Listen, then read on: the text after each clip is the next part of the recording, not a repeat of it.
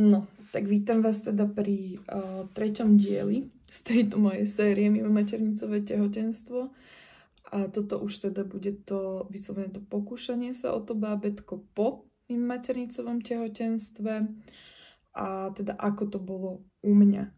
Nechcem povedať, že ja nie som žiadny nejaký učebnicový príklad, samozrejme, hej, aby ste si z toho nebrali, že teraz mne to takto vyšlo, tak musí to aj niekomu inému. Každá sme iná, každá máme iný ten hormonálny systém, každá máme inú psychiku, iné telo, takže naozaj treba tomu dať čas.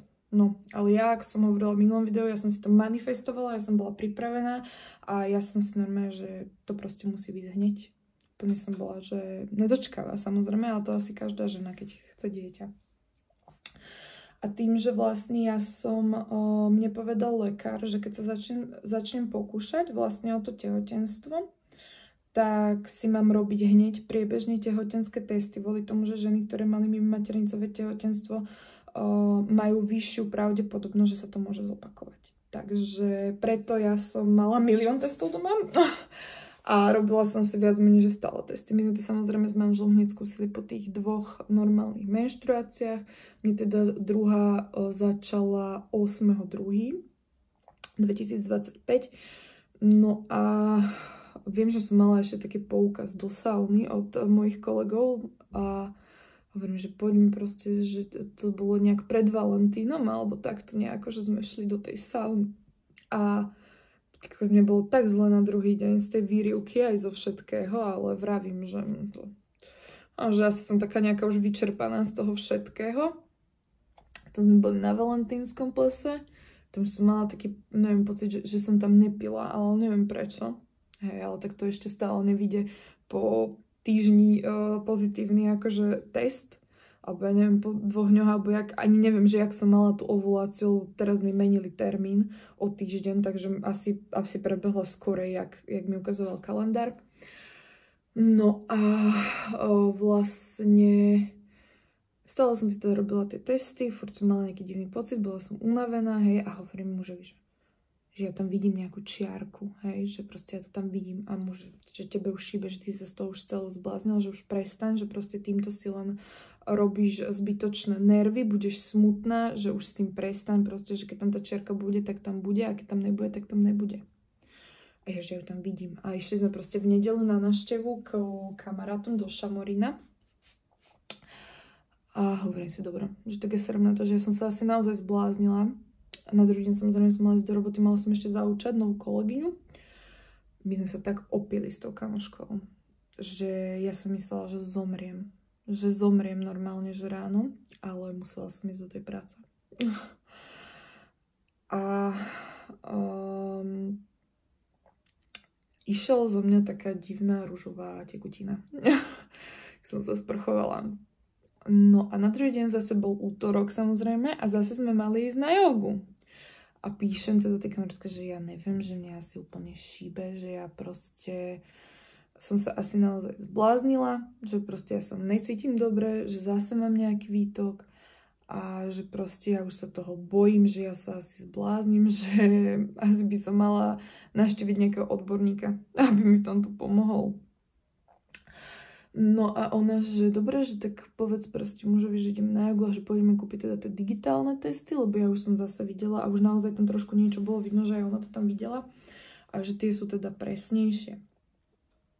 Tak teda sme spravili ten digitálny test, že to už manžel bol doma, nie? Tak my sme tam hore boli, ešte sme prerábali dom, tak sme tam bývali jak takí hippisáci v bordeli. Ja som stopila celý ten jeden test, takže doktor Max, taký digitálny, že mi to tam padlo celé a ja, že ty kokso, že to tam teraz nič neukáže, to bolo úplne, som namočila všetky tie display, všetko. A potom sme mali teda ten Clear Blue, alebo jak sa to volá, čo ukáže tie týždne, lenže to tam točilo ale 3 minúty.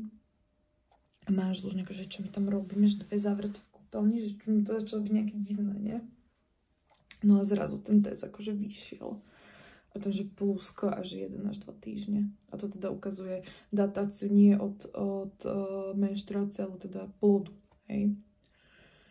To ja tam stojím a hovorím, že Kika, že čo? Akože teraz mám robiť, a možno, že tak chod to povedať Tomášovi, ale takže toto je také, že to vám poviem, že To sa nedá porovnávať, keď prvýkrát som šla za ním s tým testom. Ja som neplakala, vôbec som neplakala, bola som úplne, že tak dobre, lebo už si teraz človek naozaj uvedomuje, že to, že tam mám 2 čiarky, alebo to, že to mám pozitívne, to neznamená, že budem mama. Jaké riziko tam je, keď už si týmto človek prejde. Tak som to pred neho položila a on, že to čo znamená?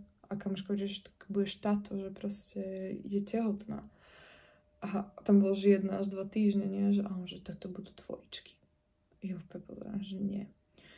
No a potom vlastne tým, že som bola takto ešte len, nieký to bol týždeň, som vedela, že určite chcem ísť v 6, lebo mne povedal lekár, že naozaj, že ja sa nemám riadiť tým, čo hovoria takto ženám, čo nemajú problémy, že ja naozaj mám ísť skoro, aby mi začali robiť krvné testy alebo takto veci. Takže ja som išla nejakom 6. týždni teda od menštruácie odpočítaného k tomu lekárovi. A on, že došli ste na kontrolu? A ja, že nie, ja som tehotná. On na mňa pozeral, že ja som tehotná, že ja si myslím, že som tehotná. No? Ale to bol taký strach. Taký strach, že ho tam zase neuvidí. A on ho tam nevidel. Ja som sa tam úplne psychicky zložila. A ja mu vravím, že ja to psychicky nezvládnem, že ja sa bojím, že sa to zase celé zopakuje. Takže mi povedal, že mám dosť o týždeň, že to ste mi vravili aj minule a o 3 dní som bola na operačnom stole. Už každé tehotenstvo je iné, že to vy musíte proste takto, no tak som odišla, tak ako stráslo ma celý týždeň, takže mi brneli ruky, nohy, všetko. No a vlastne potom som tam došla o týždeň a on ho tam uvidel, našu malú guličku. Mám aj fotku, keď to budem vedieť pridať, tak pridám. Tak som bola úplne, a vtedy som až začala plakať, vtedy sa mi uľavilo, že naozaj tam je, že sa to podarilo prirodzene, takto rýchlo. Tak som úplne s plačom volala mužu, že čo sa stalo, už sa bál, že zase sa to nepodarilo, že zase to pokazilo. No a teda bol tam. A tým, že ja som vlastne takto bola ešte krátko po operácii a tým mala som tie problémy, tak som chodila vtedy každý týždeň k lekárovi, takže to bolo úplne krásne, lebo som ho videla úplne, že rásť. A keď som tam už bola teda druhýkrát, tak už bolo vidno maličké srdiečko. To bolo najkrajšie. To už som, že proste je tam, že žije, že sa vyvíja. No, ale ešte sme samozrejme nikomu nič nehovorili a až v najbližšej rodine sme to teda povedali až na Veľkú noc, že teda budú babka s detkom.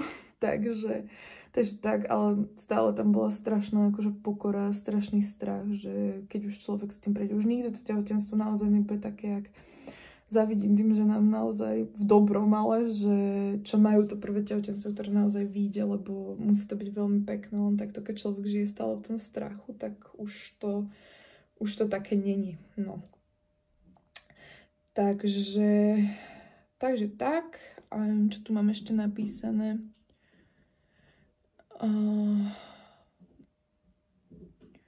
No a vlastne potom som bola stále, tak myslím, že do 5. mesiaca bola úplne taká zablokovaná a nič som radšej nekupovala.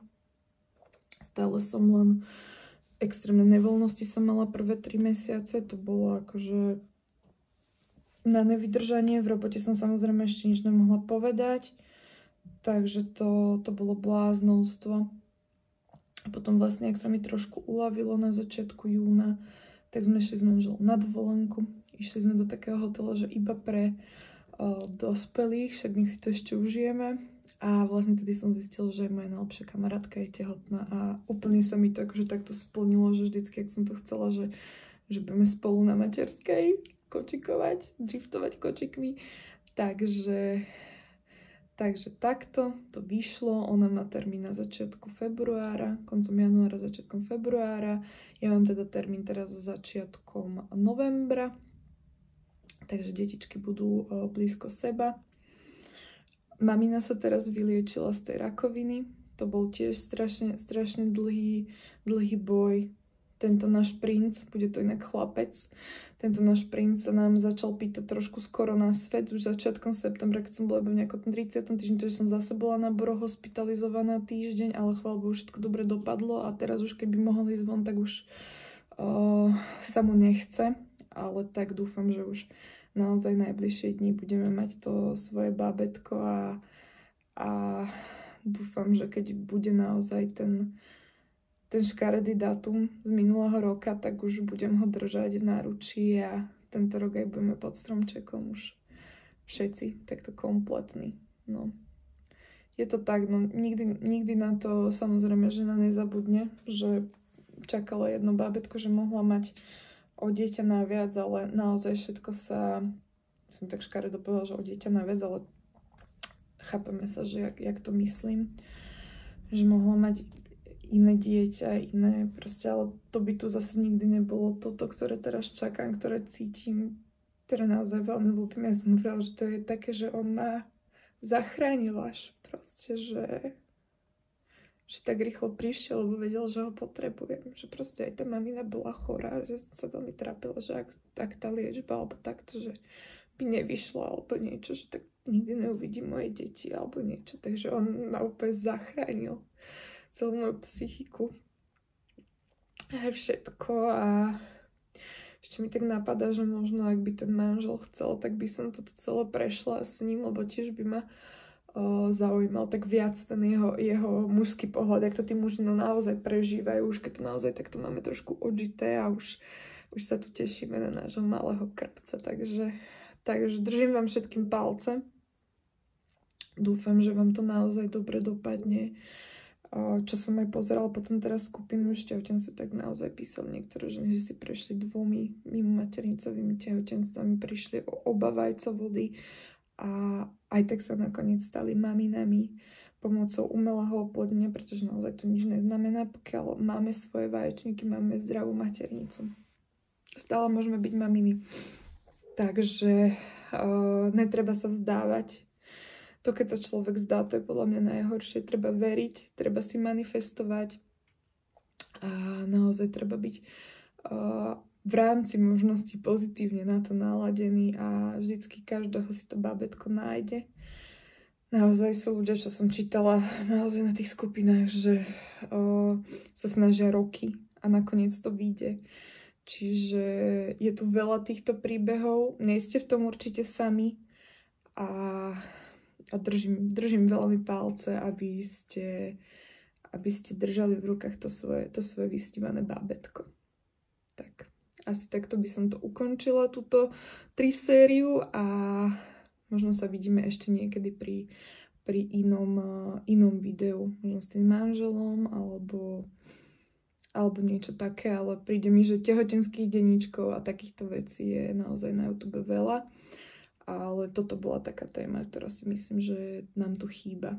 Takže ďakujem. Aj keby si to pozrela iba jedna jediná žena, ktorej by to malo pomôcť, tak som rada, že som to mohla takto porozprávať.